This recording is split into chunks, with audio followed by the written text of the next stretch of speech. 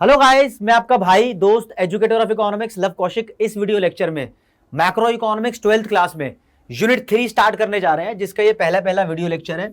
इस चैप्टर का नाम है determination of income and employment. और ये छोटा मोटा चैप्टर नहीं है दोस्तों, 12 नंबर का चैप्टर होने वाला है। सबसे ज्यादा नंबर का चैप्टर मैक्रो इकोनॉमिक्स से है ये। और आपको बताऊं तो मैक्रो इकोनॉमिक्स की सबसे लंबी यूनिट भी यही वाली है। इसमें कुछ अटपटे चटपटे कॉन्सेप्ट्स हैं जिसको मैं बहुत आसान बनाने की कोशिश करूंगा और आसानी से आपको समझा भी दूंगा। और एक बात बताऊं, आप सोच रहे होंगे कि ये कौन है जिनकी ये फोटो है, तो दोस्तों ये है जॉन मानियार्ड कीन्स। इकोनॉमिक्स की दुनिया में इनका बहुत ऊंचा नाम है।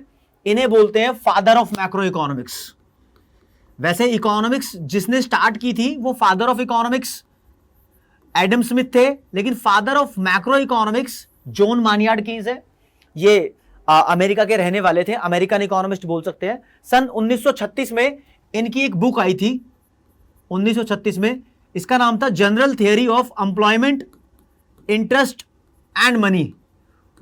उस बुक में इन्होंने आपके कह रहा हूं अपने इकोनॉमिक्स यानी मैक्रो इकोनॉमिक्स के अपने सोच विचार प्रकट किए थे, अपनी थ्योरी उसके अंदर दी थी। तो उन्हीं कॉन्सेप्ट्स के ऊपर ये हमारा पूरा चैप्टर फ्रेम किया गया है। तो कीन्स क्या सोचते थे, क्या इकोनॉमिक्स की थियरी की रियलिटी है, कैसे वो इकोनॉमिक्स में आई और जिंदगी में अप्लाई हुई, वो सारा स्टफ इस बुक में था, general theory of employment, interest and money में। बस उसी के कॉन्सेप्ट्स कुछ उठा उठा के यहां पर इस्तेमाल किए गए हैं। 12th क्लास में आप अभी इसको सीखोगे। जब बड़ी क्लास में इकोनॉमिक्स ऑप्ट करोगे तो ये जिंदगी में कैसे अप्लाई हो रही है वो भी सीखोगे। तो दोस्तों इस चैप्टर में शुरुआत करनी है हमें 3 कॉन्सेप्ट्स को समझने के साथ साथ। एक, कंजम्पशन क्या होता है, फिर सेविंग्स क्या होता है, और फिर इनकम क्या होता है। और बता दूं कि कंजम्पशन को इस चैप्टर में सी से डिनोट करने वाले हैं, सेविंग को एस से, और जब जब इनकम की बात होगी तो उसको वाई से डिनोट करेंगे। वैसे ये नेशनल इनकम होती है, तो ये डिनोटेशन आपको जाननी है अच्छे लेवल पे, ठीक है। तो कीन्स क्या सोचते थे, कैसे वो अपनी इकोनॉमिक्स को एक्सप्लेन कर रहे थे, वो इस चैप्टर में देखेंगे। तो कंजम्पशन से शुरुआत करेंगे। काफी सारे पार्ट्स आने वाले हैं इसके, एक पार्ट में वन शॉट में कंप्लीट नहीं होता, एक बार में करा भी दूंगा तो आप कर नहीं पाओगे, ठीक है। तो फ्रेंड्स सबसे पहले कंजम्पशन की बात आती है। कंजम्पशन होता क्या है? कंजम्पशन आपको नॉर्मली ऐसा लगता है कि हाँ भाई कुछ खा लिया, बर्गर खा लिया, पिज्जा खा लिया, रोटी खा ली, पराठे खा लिए, ये कंजम्पशन होता है। तो वो भी कंजम्पशन होता है, लेकिन उसके साथ साथ जब हम कुछ यूज करते हैं, कोई सामान परचेज कर लेते हैं, वो भी कंजम्पशन होता है। कंजम्पशन कुल मिला के हमारा खर्चा है, जो पैसे हमने खर्च कर दिए वो कंजम्पशन है। तो कंजम्पशन एक इनकम का हिस्सा है जिसको हमने खर्च कर दिया, ठीक है। तो यहां पर इजी डेफिनेशन भी लिखी है कंजम्पशन की। Consumption is the part of income that is consumed या फिर दैट इज स्पेंड। आप कैसी भी लाइन इस्तेमाल कर लो, आसानी से शुरू कर रहे हैं। और it is denoted by C, capital C. फिर saving is the part of income that is not consumed. मान लो मेरे पास 100 रुपए हैं और उसमें से 80 रुपए खर्च कर दिए, तो कितने रुपए खर्च नहीं किए? 20 रुपए। तो जो पैसे खर्च नहीं किए वो सेविंग है, जो खर्च कर दिए वो कंजम्पशन है, ठीक है। तो ये पैसा the part of income that is not consumed या the part of income that is saved is called saving. तो सेविंग को एस से डिनोट कर रहे हैं फ्रेंड्स।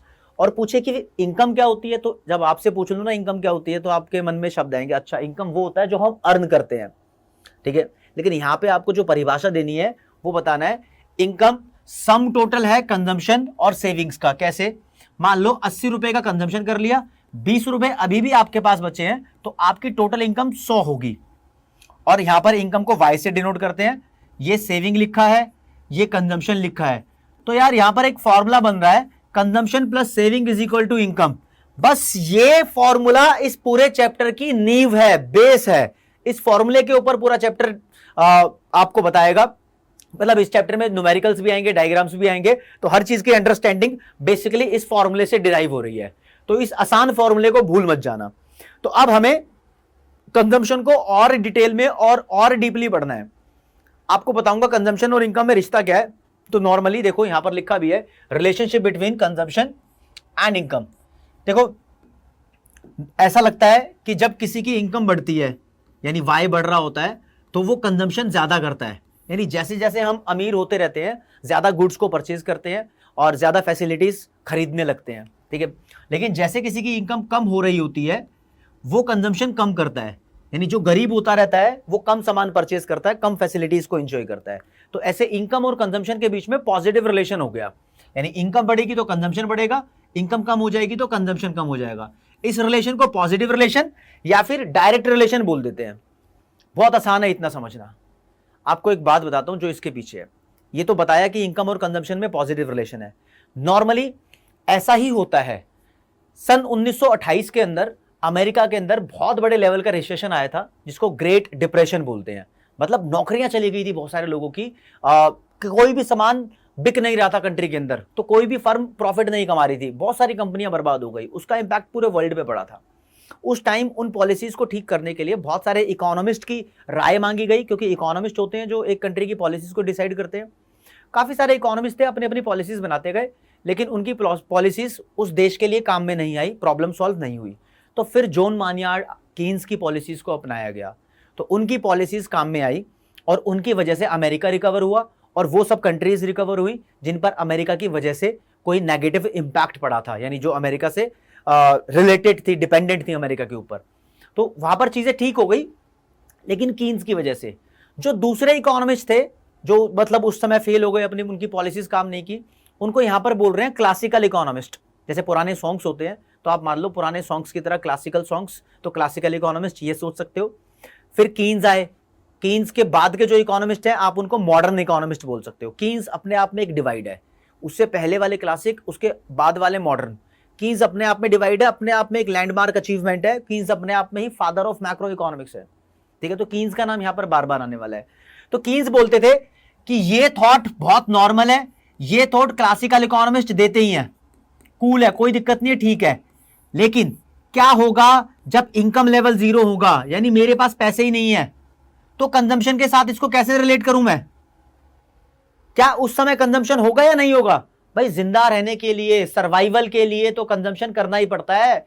जब पैसे नहीं होंगे तो वो भी कंजम्पशन होगा। असलियत में तो तुम कुछ भी सोच लो, पैसे नहीं हो तो किसी को किडनैपिंग कर लो डकैती वकैती, कोई भी कुछ भी क्राइम करके पैसे कमाने की कोशिश कर सकता है, मतलब करना मत, ऐसे कर सकता है। लेकिन कीन्स मानते थे जब किसी का पैसे नहीं है तो वो जरूर कंजम्पशन करेगा, चाहे वो पैसे लोन पर ले। तो यहां पर जो कंजम्पशन होता था, यानी जो इनकम लेवल 0 है मान लो, और मैंने फिर भी 50 रुपए का सामान कंज्यूम कर लिया, तो इस कंजम्पशन को बोलते हैं कीन्स, ये है ऑटोनोमस कंजम्पशन। तो कोई पूछे ऑटोनोमस कंजम्पशन क्या होता है, तो ये वो कंजम्पशन होता है जब इनकम लेवल 0 होता है तब, ठीक है। और ये कंजम्पशन कैसे हुआ? पैसे तो थे ही नहीं, कैसे कंज्यूम कर लिया? तो कीन्स बोलते हैं यहां पर लिया गया लोन, ठीक है, लोन मिलता है, 50 रुपए का लोन ले लिया, ये ऑटोनोमस कंजम्पशन हो गया। उसके बाद जब इनकम बढ़ने लग जाएगी, अर्निंग शुरू हो जाएगी, तो इनकम के साथ साथ जो कंजम्पशन बढ़ता रहेगा वो वाला कंजम्पशन ये है। ये नॉर्मल लेवल का जो कंजम्पशन है, इसको कीन्स ने नाम दिया इंड्यूस्ड कंजम्पशन। तो आपको नाम ध्यान रखने हैं। कंजम्पशन की दो वैरायटी हो गई, एक ऑटोनोमस कंजम्पशन, दूसरा इंड्यूस्ड कंजम्पशन। इंड्यूस्ड कंजम्पशन वो होता है जो इनकम से पॉजिटिवली रिलेटेड होता है। ऑटोनोमस कंजम्पशन वो होता है जिसका इनकम के साथ कोई रिश्ता नहीं है, यानी जो इनकम से रिलेटेड नहीं है, इंडिपेंडेंट ऑफ इनकम है, ठीक है। तो ये रिलेशनशिप बड़ा इंपॉर्टेंट है, ऑटोनोमस और इंड्यूस्ड कंजम्पशन समझना बड़ा इंपॉर्टेंट है। उसके बाद दोस्तों इन दोनों के बीच में डिफरेंस आ जाता है, ऑटोनोमस और इंड्यूस्ड कंजम्पशन के बीच में अंतर बताओ। तो साफ साफ डेफिनेशन लिखिए पहले नंबर पे ऑटोनोमस कंजम्पशन की, it refers to the consumption that is not related to the level of income. और सामने डेफिनेशन लिखनी पड़ेगी इंड्यूस्ड कंजम्पशन की, तो लिखेंगे it refers to the consumption that is, यानी पहले line same, that is positively या directly related to the level of income, ditto same, बस यहां नॉट रिलेटेड की, नॉट की जगह पॉजिटिवली वर्ड आ जाएगा, डेफिनेशन सेम बन जाएगी। कहते हैं ऑटोनोमस कंजम्पशन कांस्टेंट रहता है। कांस्टेंट का मतलब समझाऊंगा अभी किस तरीके से, ठीक है। लेकिन ये कंजम्पशन कांस्टेंट नहीं रहता, तो सेकंड में आएगा as income rises this consumption also rises and as income falls this consumption also falls. तो ये कांस्टेंट नहीं रहता, यहां साफ लिखकर बता दिया, ठीक है। अब देखते हैं ऑटोनोमस कंजम्पशन का curve parallel to X axis होता है। अब ध्यान रखना, इस चैप्टर में जितने भी डायग्राम बनाए जाएंगे, सभी डायग्राम में एक्स एक्सिस पे हमें इनकम को शो करना है, और इनकम को डिनोट करते हैं वाई से, ये लिखना है। और वाई एक्सिस पे वो कर्व बनाएंगे, वो लिखेंगे नाम जिसका कर्व बना रहे हैं। यहां पर ऑटोनोमस कंजम्पशन का कर्व बना रहा हूं, तो ऑटोनोमस कंजम्पशन को सी बार से डिनोट करते हैं। पहले क्या लिखा था यहां पर सी ना, सी बार लिख दो इसको, ठीक है जी, इससे डिनोट करते हैं। ये इसका curve parallel to X axis होता है, एक हॉरिजॉन्टल लाइन। ये लाइन ये बोलती है, आपको तो ऐसे ही बताना है, अभी सेपरेट करके बता देता हूं, यहां देख लो। ये लाइन ये बोलती है दोस्तों कि मान लो इनकम इतनी है y1, तो कंजम्पशन हमारा इतना ही है C बार। इनकम और बढ़ जाएगी ना तो भी कंजम्पशन इतना ही रहेगा, इनकम और बढ़ जाएगी ना तो भी कंजम्पशन इतना ही रहेगा। यानी ये वो कंजम्पशन है जिसका रिश्ता इनकम से नहीं बन पा रहा। इस सेंस में ये कांस्टेंट है। तो ये कांस्टेंट किस सेंस में होता है? इस सेंस में कि इनकम बढ़ती रहेगी तो साथ में जो कंजम्पशन बढ़ेगा वो इंड्यूस्ड कंजम्पशन होगा। ठीक है, ये अमाउंट एक बार हो गया तो फिक्स हो गया, तो इसलिए ये कांस्टेंट है। और बात आएगी इंड्यूस्ड कंजम्पशन का कर्व कैसा होता है, तो इंड्यूस्ड कंजम्पशन का कर्व ओरिजिन से निकलता है, ये पॉजिटिवली स्लोप्ड होता है। अगर आपको याद आ रहा हो माइक्रो इकोनॉमिक्स, तो ये सप्लाई कर्व की तरह दिखाई दे रहा है। यहां पर इंड्यूस्ड कंजम्पशन लिखेंगे, आप सिर्फ कंजम्पशन भी लिख सकते हो। यहां पर इनकम एंड आउटपुट लिखेंगे वाई एक्सिस पे। तो यहां पर क्या बोलते हैं, दोबारा बता देता हूं कर्व बना कैसे है, क्या दिखा रहा है। ये कर्व दिखा रहा है, मान लो इनकम y1 है, ये ओरिजिन का पॉइंट दिया है, तो सामने कंजम्पशन C1 है। इनकम अगर बढ़ गई, y2 तक पहुंच गई, तो कंजम्पशन भी बढ़ गया, C2 तक पहुंच गया। तो ये आपकी अंडरस्टैंडिंग के लिए बनाया है, और नॉर्मली ऐसा इंड्यूस्ड कंजम्पशन होता है। ठीक है, फिर आगे बढ़ते हैं कि टोटल बता दो अब कंजम्पशन कर्व कैसा होता है। तो देखो कंजम्पशन की अगर बात बताऊं तो कंजम्पशन होता है autonomous consumption plus induced consumption. दोनों कंजम्पशन को टोटल करो, तब जो कंजम्पशन आएगा वो टोटल कंजम्पशन है। तो दोस्तों अगर कंजम्पशन कर्व भी बनाना है तो ऑटोनोमस कंजम्पशन और इंड्यूस्ड कंजम्पशन दोनों को ऐड करके बताना पड़ेगा। तो ऑटोनोमस कंजम्पशन देखते हैं कैसा होता है। ये ऑटोनोमस कंजम्पशन कर्व मान लो मैंने बना दिया, ठीक है, C बार लिख दिया इसको, और इसी में ही इंड्यूस्ड कंजम्पशन कर्व बना दिया, ये बना दिया। तो इन दोनों को ऐड करना पड़ेगा, ये वाला कर्व और ये वाला कर्व। ऐड कैसे करते हैं, जितना ऑटोनोमस कंजम्पशन कर्व का ये इंटरसेप्ट है ना, मान लो ये वैल्यू 10 है, मान लो ऐसी कुछ बोल दिया मैंने, ठीक है, तो यहां 10 वाली वैल्यू से शुरू कर दो और इस वाले कर्व के पैरेलल एक कर्व डाल दो, जैसे बोल रहा हूं ये यहां से शुरू किया और ये नया कर्व बना। जो ये नया कर्व बना ना, ये कंजम्पशन कर्व है, ये कंजम्पशन कर्व है। तो तुमसे कोई भी पूछे कि कंजम्पशन कर्व बना के दिखाओ, तो दोस्तों कंजम्पशन कर्व बना के दिखाओगे तो ये येलो वाली लाइन बना दोगे, सिर्फ इससे काम चल जाएगा। ये वाली लाइन, ये कंजम्पशन कर्व है, तुम्हें याद यही रखना है कि ये कंजम्पशन कर्व है बस। जब बोलेगा ऑटोनोमस कंजम्पशन बताना है तो ये है, इंड्यूस्ड कंजम्पशन बोलेगा तो ये है, और सिर्फ कंजम्पशन बोलेगा तो ये कंजम्पशन कर्व है। ठीक है, तो इस बात को पक्का ध्यान में रखना है, इजी है। और ये डिराइव कैसे हुआ यहां पर बता दिया। ठीक है, येलो वाली लाइन इस व्हाइट वाली लाइन के पैरेलल है, और वाई एक्सिस पे लिखोगे सिर्फ कंजम्पशन, एक्स एक्सिस पे लिखोगे इनकम एंड आउटपुट। ठीक है, आगे बढ़ते हैं। सेविंग से रिलेटेड, सेविंग भी मैंने बताया था इस चैप्टर में पढ़नी जरूरी है। तो सेविंग की बात करेंगे कि इनकम और सेविंग में कैसा रिलेशन है। नॉर्मली जब इनकम बढ़ती है तो कंजम्पशन भी बढ़ता है, और साथ में तुम पैसे बचाते भी हो ज्यादा।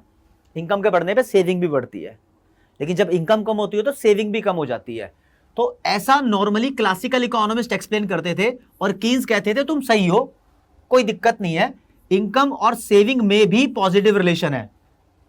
ठीक है, लेकिन तब क्या होगा जब इनकम जीरो होगी, तब सेविंग होगी या नहीं होगी। अब क्या यार, मान लिया इनकम जीरो थी तो कुछ ना कुछ सर्वाइवल के लिए हम पैसा खर्चेंगे जिंदा रहने के लिए, लेकिन अब इनकम जीरो तो सेव कौन करेगा यहां पर। तो केन्स बोलते थे नहीं, जो तुमने इनकम जीरो पे खाना खाया था, कंजम्पशन किया था, वो ऑटोनोमस कंजम्पशन था। वो पैसा कहां से लाए थे, लोन लेकर ना, तो बस वो लोन यहां पर सेविंग्स का काम करेगा। कैसे, कीन्स बताते थे बेसिकली सेविंग वो अमाउंट होता है जो हमारे पास सेव्ड होता है, लेकिन इसके ऑपोजिट एक बात करें, उधार का लिया हुआ पैसा उल्टी सेविंग्स की तरह काम करता है, नेगेटिव सेविंग्स की तरह।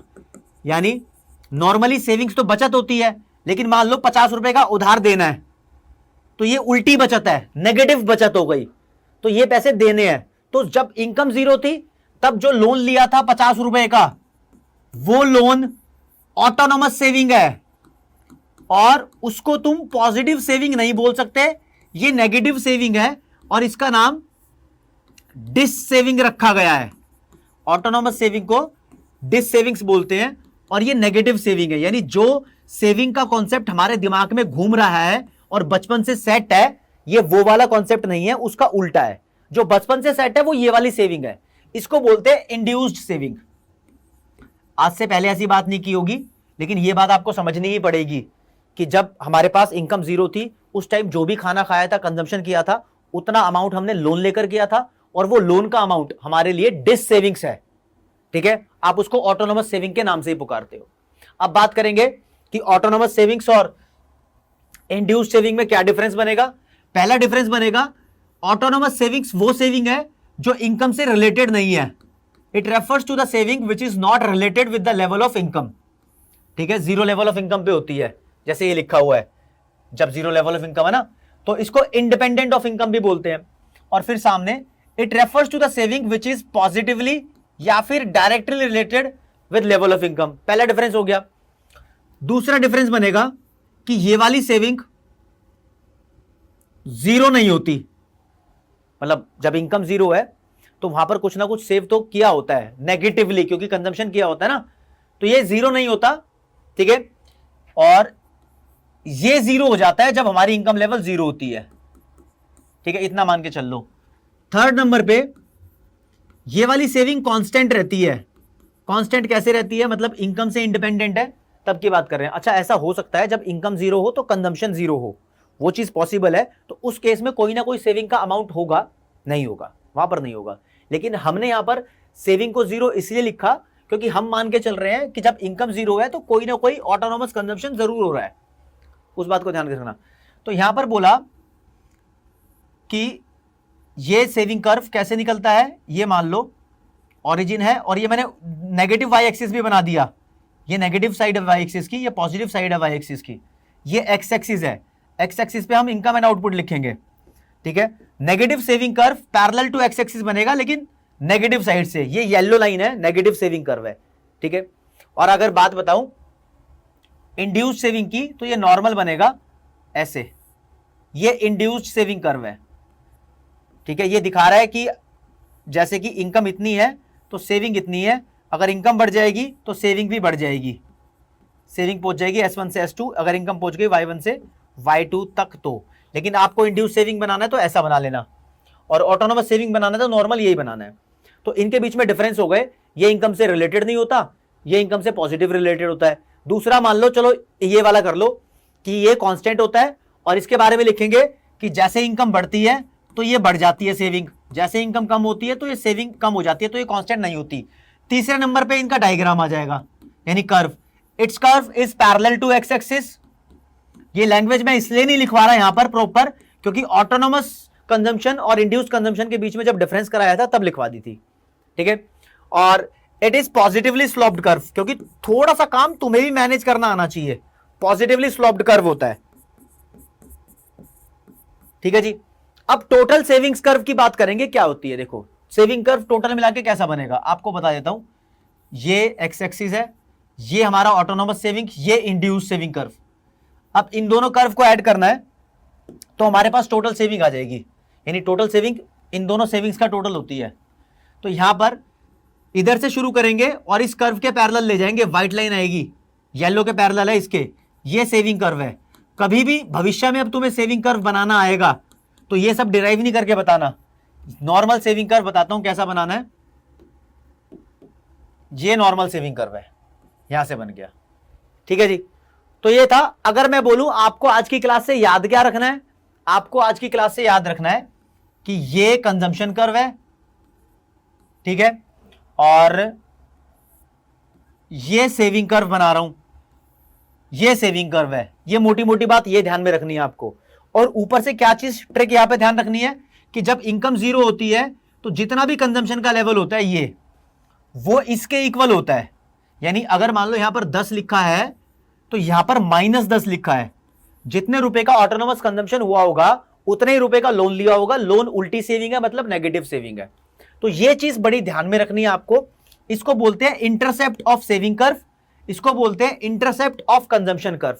ये थोड़ी टेक्निकल लैंग्वेज हो जाती है, इस लैंग्वेज को ना भी ध्यान रखो तो कोई दिक्कत नहीं है, चल जाएगा, मतलब बाद में भी एडजस्ट कर लेंगे। ये जब चीजें बार बार रिपीट होंगी तो आपको ध्यान होंगी। तो दोस्तों यहां पर मैंने आपको कंजम्पशन कर्व कैसा होता है और सेविंग कर्व कैसा होता है वो बताया है। इनकी डेरिवेशन भी होगी तो वो आगे बताऊंगा, डेरिवेशन किसी और तरीके से होती है। वैसे अगली क्लास में आपको मैं इसके कुछ मुश्किल शब्द जैसे कि एपीसी क्या होता है, एमपीसी क्या होता है, एपीएस क्या होता है, एमपीएस क्या होता है, ये सारे लफड़े सिखाऊंगा क्या होते हैं, लेकिन आपको एक बेस फॉर्मूला याद रखना पड़ेगा। कंजम्पशन और सेविंग को ऐड कर देते हैं तो हमें मिलती है इनकम। ये इनकम लेवल की बात ध्यान रखनी पड़ेगी। और आपको दोस्तों बताता हूं यहां पर कि अभी तुम्हारी 12वीं क्लास के लिए चैंपियन बैच लॉन्च कर रखा है, वो डाउटनेट की एंड्रॉइड ऐप पे है। जिन लोगों ने पूरी वीडियो देखी है ना, उनकी इंटेंशन होगी कि कोर्स परचेज करना है, ठीक है। ये कोर्स खास क्यों है, मैं यूट्यूब पे पढ़ाना बंद नहीं कर रहा, यहां पर यही कंटेंट अच्छे तरीके से लेकर आता रहूंगा। लेकिन यहां पर क्या है ना, आपकी मॉनिटरिंग अच्छे से होगी।